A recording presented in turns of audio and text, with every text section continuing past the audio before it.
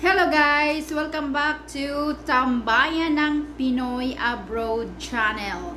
Mag-update tayo ngayon guys kay ex-President Rodrigo Duterte sa kanyang sitwasyon ngayon. Updates lang ito. Since malapit na ang kanyang trials ngayong September, July, August, September.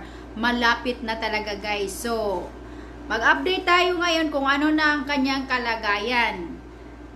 Sabi ng source ng news dyan, ito ang nangyari sa kanya. Pumayat na raw si dating Pangulong Rodrigo Duterte. Pakinggan muna natin to. Palat na raw si dating Pangulong Rodrigo Duterte na nakakulong pa rin sa The Hague, Netherlands. Ayon yan sa kanyang dating asawang si Elizabeth Zimmerman na bumisita roon. Sa isang interview, sinabi ni Zimmerman na hindi na raw umiinom ng gamot si Duterte, pero maayos naman daw ang kalagayan nito, bagamat mabagal ng maglakad. Nangamusta rin daw ito sa Davao City kung saan ang anak niyang si Baste Duterte ang tumatayong acting mayor. Higit 3 Ayan. Pumayat siya at hindi na umiinom ng gamot, pero okay naman daw. That's good. Parang healthy na rin yan. Kasi, alam mo na, pag tumaba ka rin, nandoon na rin yung mga cholesterol, ganon-ganon, diba? So, pumayat siya, at hindi na siya uminom ng gamot, that means he's healthy. Healthy, diba? Kasi sa totoo lang, kung ikaw ay mataba at tumaba, that's unhealthy.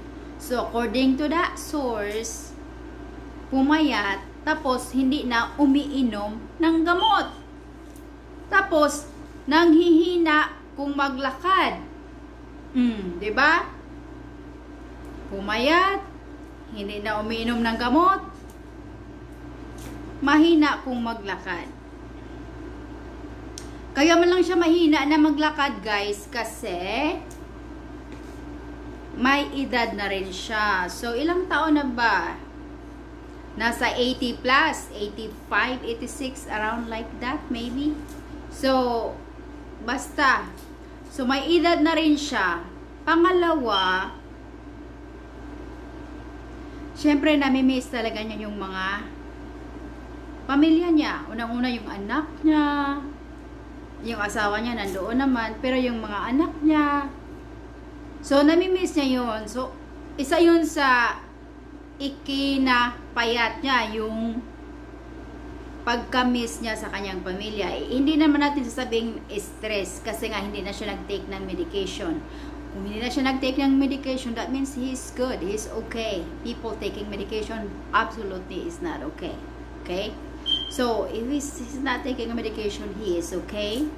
He's just getting skinnier, but he is walking slowly because he has to. Because before, di ba, mahina naman talaga siya maglalakad, di ba, noon nandito pa nga siya dito, mahina talaga siyang maglalakad na. Lalo pa ngayon nga, syempre, nandoon lang siya sa loob. Siguro may exercise naman din siya. Iba talaga ang exercise kung nandito ka sa labas, di ba? Meron kang enjoyment sa labas. Kung nandito ka talaga sa labas, as in tulad ng dati, nai-enjoy siya. Number one, nai-enjoy siya sa food. Nai-enjoy siya sa mga surroundings, natures, things like that. Ibang-iba talaga kung nandoon ka sa loob. Kahit sabihin mo pa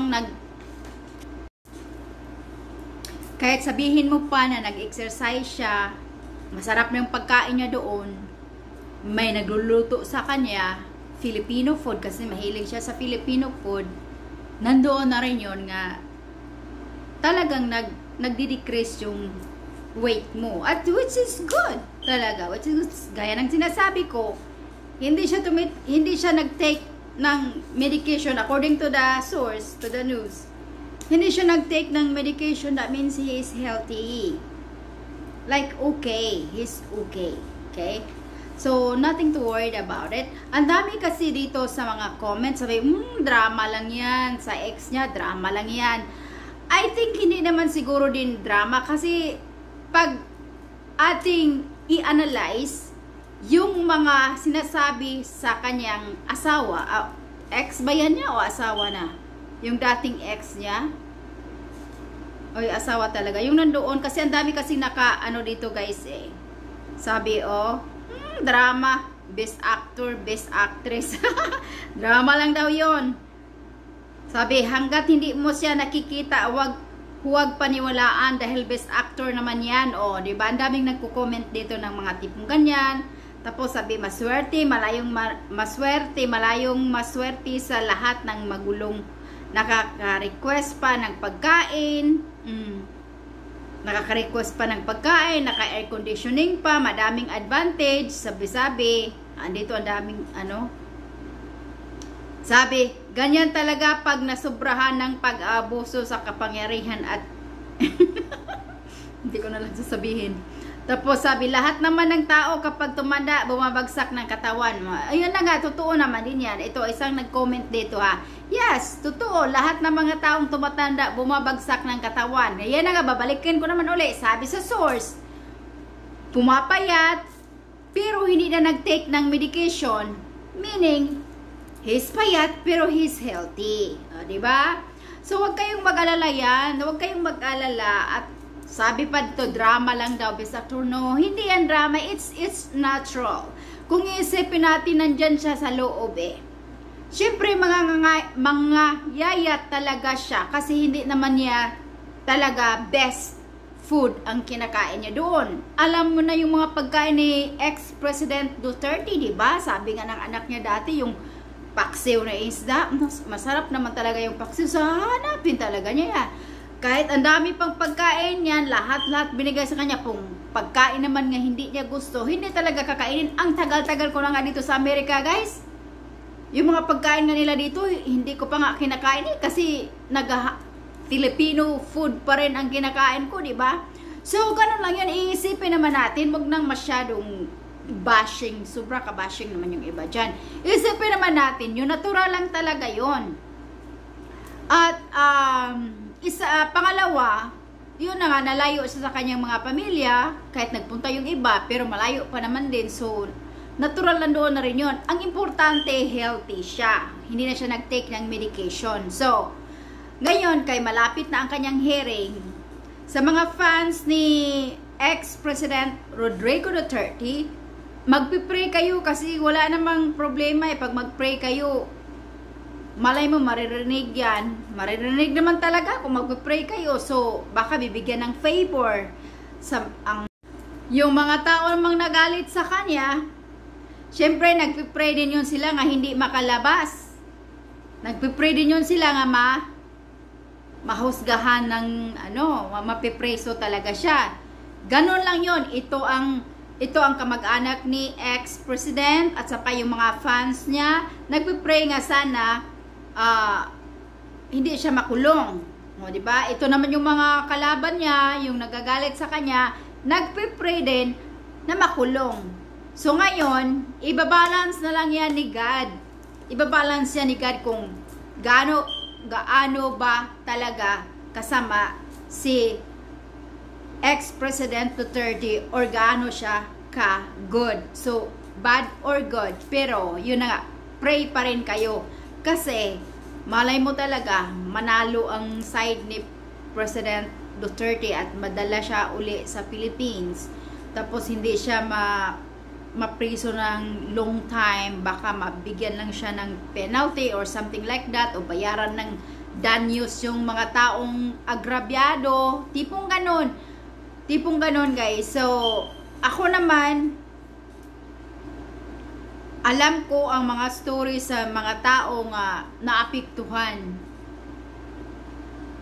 Ako talaga against ako doon. Nambiron akong against doon, pero I don't have a right to judge anybody. And I don't have a right also to get upset or even bash ex-President Rodrigo Duterte. Because we're all a sinners. We're all a sinners. That's why we have a judge. Kakasuhan ka, meron talagang kilitisin yan kung totoo ba yan. So ngayon kung totoo yan, doon na yan magbabase. Kaya, mag-pray kayo both side Otherwise, hindi naman sasabihin niya ni God, oh, paborito ko si ex-President Duterte, kaya ipapanalo ko. Ay, paborito ko yung na maltrato, kaya ipapanalo ko. Hindi naman yun ganun, guys, eh. Hindi ganun. So, ang talaga, evidence beyond reasonable doubt. So, ngayon, kung ang mga tao or mga side ni President Duterte, nag-provide sila ng evidence beyond reasonable doubt. So, talaga namang mapawalang sala. Yan. Ayan, kikilitisin talaga yan. Ang gagawin nyo na lang, prayer and always give ex-President Duterte a strength. Huwag nyo siyang, yung parang, oh, I'm really sad because what have done to you, ganon. No, lalo siyang malulungkot. Bago encourage nyo sila, guys. Encourage nyo si ex-President Duterte. Sabihin nyo ng mga magagandang salita. Huwag yung mga negative. It's always positive. Always positive. It does work for the people who are in the, ngayong nasa loob. Kaya, positive all the time. Alright guys, that's it for now. Ayan ang ating update ni ex-President Duterte. Malapit niya ang kanyang hearing, September na. So, ayan. Pray na lang kayo dyan and always stay positive. Bye-bye! And if you haven't subscribed this channel, Tambayan ng Pinoy Abroad, for all the Filipino in abroad and also not Filipino, please subscribe and stay connected. And I'll see you in my next video. Once a week upload. Bye-bye!